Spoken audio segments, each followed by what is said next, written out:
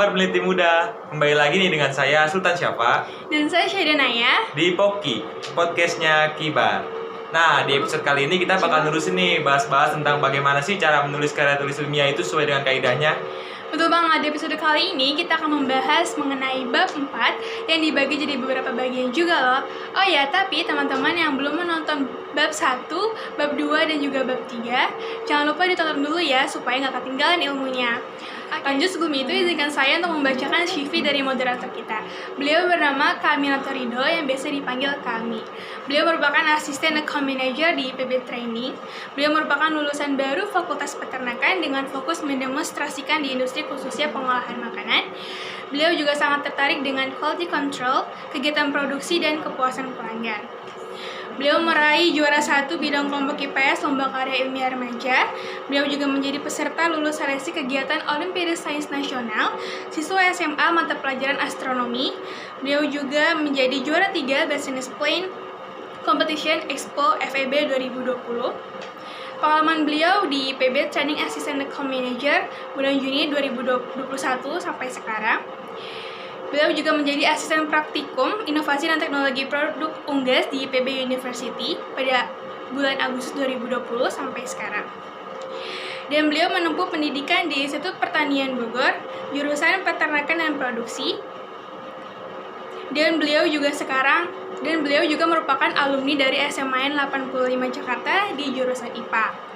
Oke, langsung aja yuk kita sapa dan kenalan dengan narasumber kita, yaitu adalah Kami. Halo Kami. Halo. Gimana Kak kabarnya? Alhamdulillah baik. Alhamdulillah, semoga selalu Nah, sehat. ya, gimana sama Sultan kabarnya? Alhamdulillah baik juga Kak. Alhamdulillah baik juga Kak. Kira-kira gimana nih Kak kesibukan Kakak akhir-akhir ini? Kesibukannya tadi kayak di sini bilang lagi sibuk magang. Sekarang magang masih kondisi magang di PT Global Scholarship Service Indonesia atau IPB Training brandnya. Terus juga lagi masih kuliah juga gitu. Dan mau ujian. Waduh, sibuk ya. banget nih kayaknya. Sibuk ya. Sedikit. Kayaknya nih Kak sesuai dengan pembahasan kita, yaitu mengenai bab 4 dari karya tulis ilmiah. Boleh nih Kak sharing ke teman-teman, isi dari bab 4 karya tulis ilmiah itu apa aja sih Kak?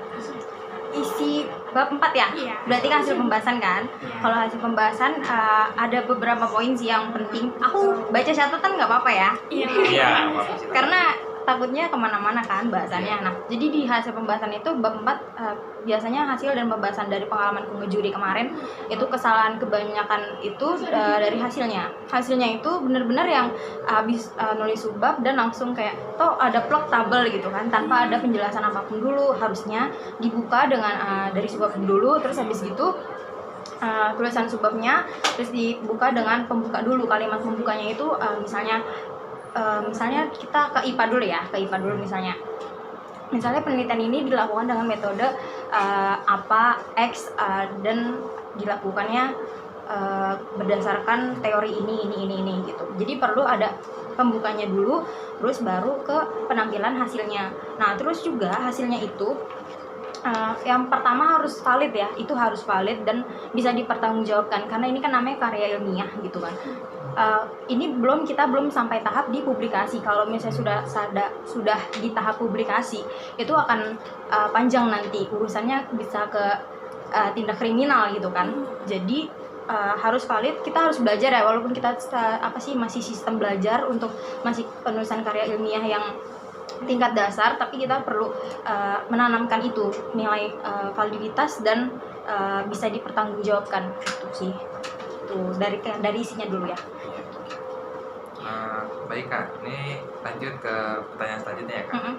Kan karena di bab 4 itu bagiannya ada hasil dan pembahasan Kak. Ya. Lalu hal apa aja sih yang perlu diperhatikan Kak dalam menulis hasil dan pembahasan itu? Ya, pertama tadi tentang hasil itu ya dari validitas dan bisa dipertanggungjawabkan. Kemudian yang kedua itu adalah kita tampilin datanya nih. Dari awal tampilin data, terus habis gitu kita tafsirkan misalnya data, oh kenapa ya kok tanaman ini tumbuhnya segini dengan perlakuan A, tapi kok tanaman ini tumbuhnya kayak gini di apa sih kayak gini di perlakuan B. Nah, itu kan berarti ada perbedaan. Itu ditafsirkan aja dulu kenapanya. Ditulis dengan bahasa yang baik ya, dengan bahasa Indonesia yang baik, gimana ditafsirkan, kemudian habis itu kita analisis nih. Kita analisis kira-kira apa sih yang beda dari penelitian itu. Berarti kan kalau misalnya berdasarkan dari perlakuannya dulu. Perlakuan itu nanti ditelaah dalamnya kandungan si perlakuan A itu apa, kandungan perlakuan B itu apa, terus kita cari perkuat lagi dengan nanti kan kita temukan nih hasilnya, jadi opini kita, opini si peneliti ini jadi ketahuan. Hasilnya nih penelitian ini kayak gini loh, kalau misalnya A bisa mempengaruhi pertumbuhan si tanaman A dengan baik gitu, misalnya lebih baik daripada yang perlakuan B. Nah, itu berarti kan sudah ada udah ada opini dari peneliti. Kemudian kita perkuat dari si penelitian sebelumnya. Jadi kita perlu ngangkat cari sitasi ya, namanya sitasi dari penelitian sebelumnya. Banyak kok media-media publikasi yang bisa mempublikasikan si penelitian sebelumnya, kayak misalnya paling gampang itu Google deh, Google Cendekia, Google Scholar, PubMed dan segala macam, itu pasti bisa didapatkan di situ dengan diperkuat di situnya. Jadi kita harus memperbanyak literatur juga ya kan? Iya, dari Google Scholar. betul. Literatur itu penting, kita perlu banyak baca juga. Iya. Oke Kak, terus kalau misalnya ini Kak, kan penelitian itu kan ada 3, IPA, IPS, dan rekayasa teknologi ya Kak. Nah, terus yang membedakan hasil dari ketiga penelitian itu apa aja sih Kak? Beda banget. Tapi saling berkaitan antara IPA, IPS dan Retek ya. Retek ya? Iya, benar. Nah, kalau IPA itu kan biasanya kita pakai ada hasil datanya lah ya, ada hasil hitungannya, terus kita tafsirkan, terus ini diterima atau enggak teorinya gitu kan. Kalau IPS itu ada yang modelnya mirip IPA nih, kayak misalnya dia kuesioner, berarti kan dia mesti ngolah data juga kan. Nah, dari hasil datanya itu dia deskriptifkan dulu, terus habis itu diperkuat lagi sama teori-teori yang ada. Sama aja sebenarnya. Terus kalau Retek itu bedanya aku dapat catatan dari dari Karisat ya. Ini pesan dari Karisat, teman-teman. Jadi di Retek itu yang membedakan, pertama dia perlu dari alatnya seperti apa, terus ukuran yang dipakainya itu apa, supaya kan biasanya spesifikasi itu kan beda-beda kan tiap alat. Nah, tiap alat itu beda, jadi perlu dirinci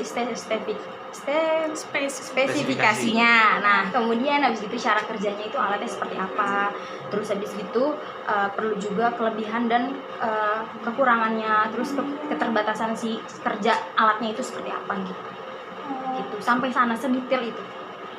Kalau misalnya IPA kan itu dia eksperimen ya Kak? Iya. Terus itu gimana Kak dibahas di pembahasannya itu kayak gimana kalau misalnya eksperimen? Tadi sih menurutku.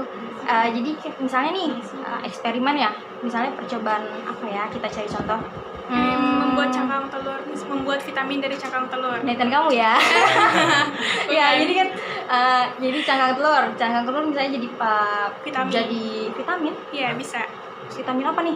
Vitamin kolagen gitu kan, dia mengandung kolagen gitu kan Kak, dia bisa jadi vitamin kolagen. Bisa diekstrak kan. Ini bahasannya panjang nih kalau bahas kolagen nih. Cangkang telur itu diekstrak gitu loh Kak. Iya, nanti dia jadi bubuk, itu nanti bisa jadi bubuk kolagen. Nah itu, tapi di pembahasan itu kayak gimana sih kalau misalnya dibahas ke sananya gitu, lebih rinci gimana ya? Jadi aku jelasin kolagen boleh nggak? Nggak usah. Gak usah. Jadi gimana ya cara membahasnya itu kayak gimana ya tadi pertanyaannya? Cara bahasnya ya dari efeknya itu, misalnya tergantung sih apa yang mau dilihat nih dari Naya. Misalnya Naya mau meneliti dari efek konsumsi vitamin itu seperti apa. Misalnya nanti setelah seminggu rutin minum itu jadi kelihatan lebih muda atau kayak gimana, itu kan nanti kan ada datanya tuh. Nah, itu datanya biasanya lebih ke ini sih, kayak lebih ke tes organoleptik, tapi dia yang mutu hedonik. Nah, itu perlu belajar lagi ya berarti teman-teman. Jadi nanti ada penilaian mutunya, terus habis gitu biasanya nanti pakai panelis tuh. Biasanya panelisnya berapa banyak? Biasanya 30 sih, biasanya 30. Nah, 30 dari 30 itu nanti ada rentangnya nih. rentangnya misalnya dari sangat puas, netral, tidak puas, sangat tidak puas. Nanti dari itu kan dijadiin apa sih, jadi angka gitu kan. Iya, Nah iya. itu nanti yang diolah gitu. Oke. Terus baru dibahas nanti. Oke Kak. Nah, sekarang nih sepertinya tidak ada pertanyaan lagi nih Kak. Oh iya, oh iya. Iya. Iya. Jadi karena tidak pertanyaan lagi nih Kak, jadi kita tutup aja pembahasan Cepet ya? kita Iya, kali cepet. ini. Iya, cepet banget ya, emang. Pertama-tama terima kasih kepada kami yang udah Ya, hadir di acara sama-sama. podcastnya Kibar kali ini. Semoga kami beserta keluarga di rumah sehat selalu ya Kak. Amin. Amin. Sehat juga semua. Mungkin dari kami ada kata-kata atau pesan-pesan tambahan. Ini Kak buat teman-teman untuk misalkan harus selalu semangat Iya. atau gimana. Oke, pertama karena ini lagi pandemi, kita harus jaga kesehatan ya, jaga kesehatan Betul. semuanya, tetap pakai masker, jaga jarak, terus jaga kesehatan, jaga semangatnya walaupun sekarang sekolah, kuliah, online semua Bener ya. banget, Kak. Terus tapi tetap semangatnya harus dijaga, terus harus tetap produktif gitu sih dari aku. Sip. Oke, Baik, Kak. sekali lagi terima kasih kami Ya, yang sudah menyempatkan waktunya. Oke teman-teman, mungkin teman-teman ada pertanyaan yang mau teman-teman tanyain, bisa banget langsung aja tulis di kolom komentar atau bisa juga di Instagram Kibar.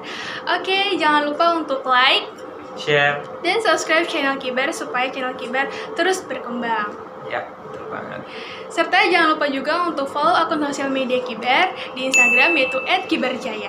Oh ya, sebelum itu aku ada pantun nih buat teman-teman. Kalau makan ketupat, jangan lupa ditambah lemper. Kalau mau hidup sehat, jangan lupa ya pakai masker. Oke, saya Syidanaya dan Saya Sultan Syafa. sampai jumpa lagi di episode selanjutnya di Poki Podcastnya Kibar. See ya.